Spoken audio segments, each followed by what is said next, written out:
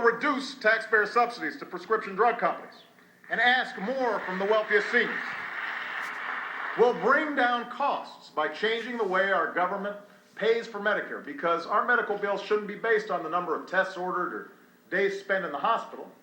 They should be based on the quality of care that our seniors receive.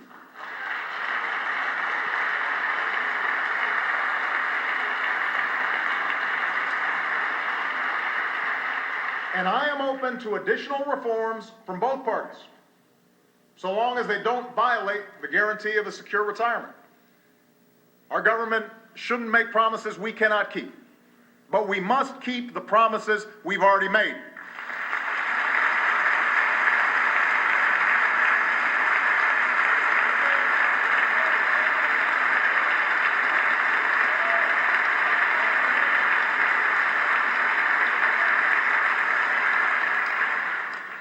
To hit the rest of our deficit reduction target, we should do what leaders in both parties have already suggested and save hundreds of billions of dollars by getting rid of tax loopholes and deductions for the well-off and the well-connected.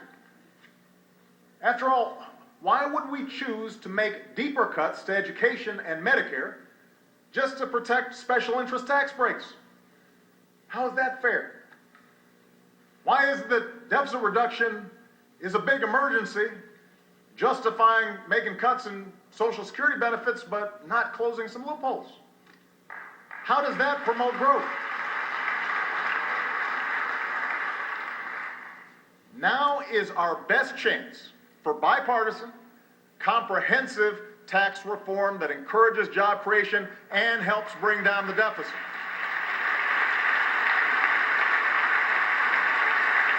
We can get this done.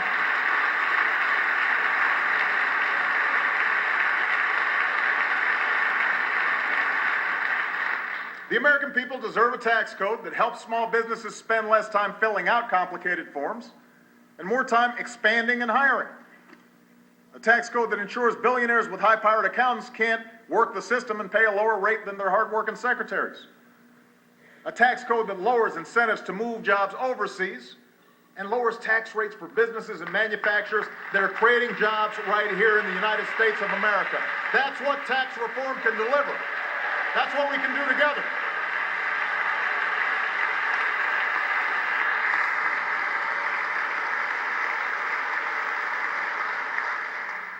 I realize that tax reform and entitlement reform will not be easy.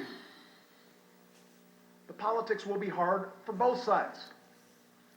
None of us will get 100% of what we want.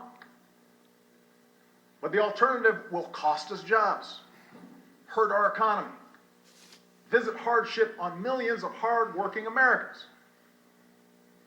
So let's set party interests aside and work to pass a budget that replaces reckless cuts with smart savings and wise investments in our future. And let's do it without the brinksmanship that stresses consumers and scares off investors. The greatest nation on earth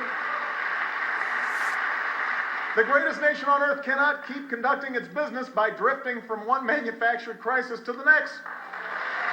We can't do it.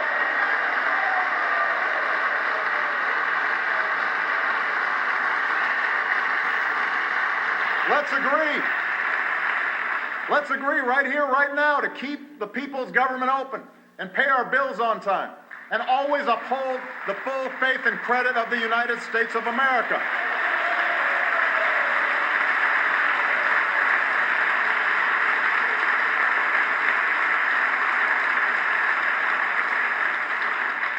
The American people have worked too hard for too long, rebuilding from one crisis to see their elected officials cause another.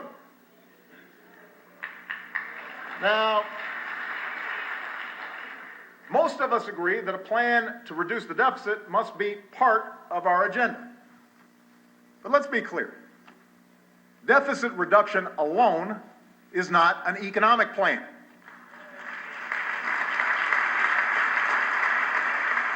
A growing economy that creates good middle-class jobs, that must be the North Star that guides our efforts.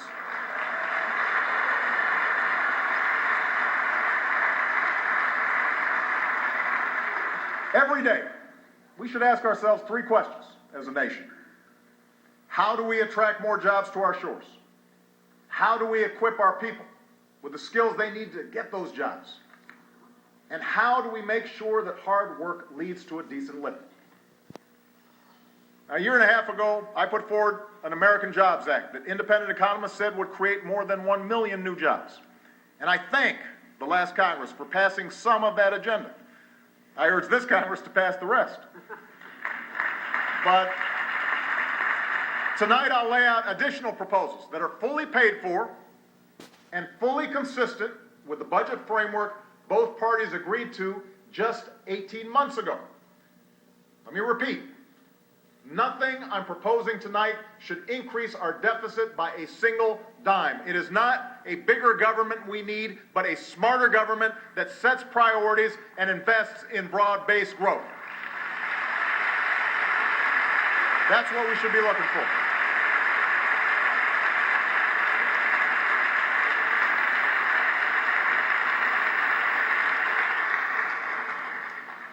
Our first priority is making America a magnet for new jobs in manufacturing. After shedding jobs for more than 10 years, our manufacturers have added about 500,000 jobs over the past 3. Caterpillar is bringing jobs back from Japan. Ford is bringing jobs back from Mexico. And this year, Apple will start making Macs in America again.